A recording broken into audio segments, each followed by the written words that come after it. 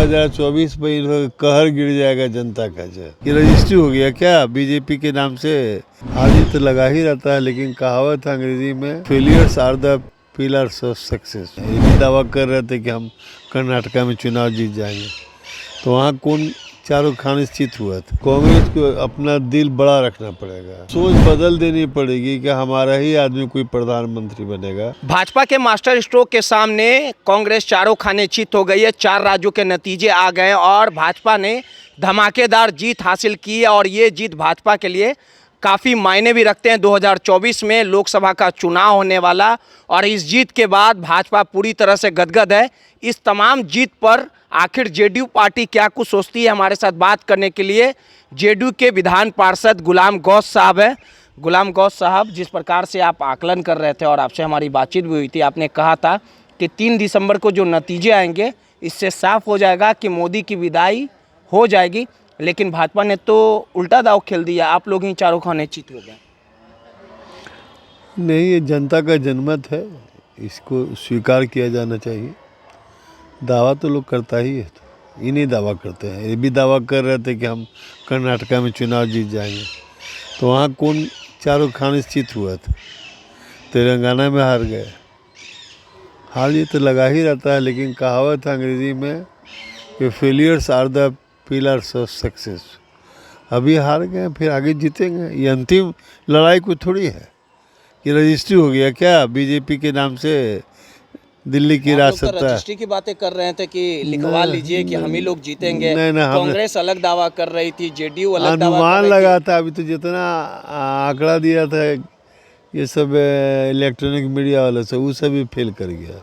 लेकिन ये जीत कहीं ना कहीं मायने रखती है। 2024 में लोकसभा का चुनाव है और जिस प्रकार से छत्तीसगढ़ की बात कर ली जाए या राजस्थान की बात कर ली जाए तो कांग्रेस की सत्ता थी, लेकिन कांग्रेस को कहीं ना कहीं सत्ता से भाजपा ने बेदखल करने का काम किया है। तो सीधे तौर पे अगर माना जाए कि मोदी लहर तो कहीं ना कहीं कोई लहर नहीं है। 2024 में इन कहर गिर जाएगा जनता का। जो विधानसभा और लोकसभा चुनाव में बहुत अंतर होता है। स्थानीय मुद्दे बहुत काम करते हैं विधानसभा चुनाव में। एंटी इनकम्बेंसी हुआ कि नहीं हुआ तेलंगाना में? एंटी इनकम्बेंसी कर्नाटका में हुआ कि नहीं हुआ? वो होता रहता है। आप लोगों ने भी मध्य प्रदेश में 10 सीटों पर चुनाव कैंडिडेट को खड़ा करवाने का काम किया था, लेकिन तीर तो उल्टा दिशा में चला गया। अच्छा चला गया तो फिर सीधा दिशा में चला जाएगा 2024 में। लेकिन इस नतीजे के बाद काफ़ी कयास लगाए जा रहे हैं कि मोदी जी का जो मैजिक है वो लगातार बदस्तूर जारी है और मोदी को अगर 2024 में पटकनी देना है तो इंडिया गठबंधन में जिस प्रकार से जेडीयू से आवाज़ उठी है कि नीतीश कुमार की बात माननी पड़ेगी। आपके जो प्रवक्ता हैं और भी नेता हैं, उन्होंने कहा है कि अगर कांग्रेस को, अन्य दलों को, विपक्षी दलों को, इंडिया गठबंधन को अगर जीत हासिल करना है तो नीतीश कुमार को पीएम कैंडिडेट बनाया जाए, नहीं तो दिक्कत हो जाएगा, फिर वही हालात हो जाएगा। नहीं, ये बात तो सही है। आप मानते हैं ये कि कांग्रेस को अपना दिल बड़ा रखना पड़ेगा। राष्ट्रीय स्तर की पार्टी है और ये सोच बदल देनी पड़ेगी कि हमारा ही आदमी कोई प्रधानमंत्री बनेगा।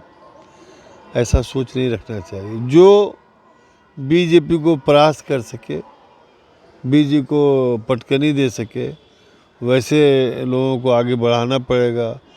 और मैं समझता हूँ इसके लिए माननीय मुख्यमंत्री नीतीश कुमार जी इसके लिए फिट है, इसलिए कि इनकी जो छवि है वो हर समाज में, हर तबके में, हर जाति में, हर धर्म में, सब में इसकी स्वीकृति है। इस पूरे नतीजे को आप किस प्रकार से देखते हैं? क्योंकि राहुल गांधी लगातार सभा कर रहे थे, जो कांग्रेस के बड़े बड़े नेता थे वो जनसभाओं को कर रहे थे, लेकिन कहाँ कमी रह गई? आखिर क्यों राहुल गांधी को स्वीकार नहीं की जनता? उनके 2 राज्यों में सत्ता भी थी, वहाँ से भी बेदखल हो गए।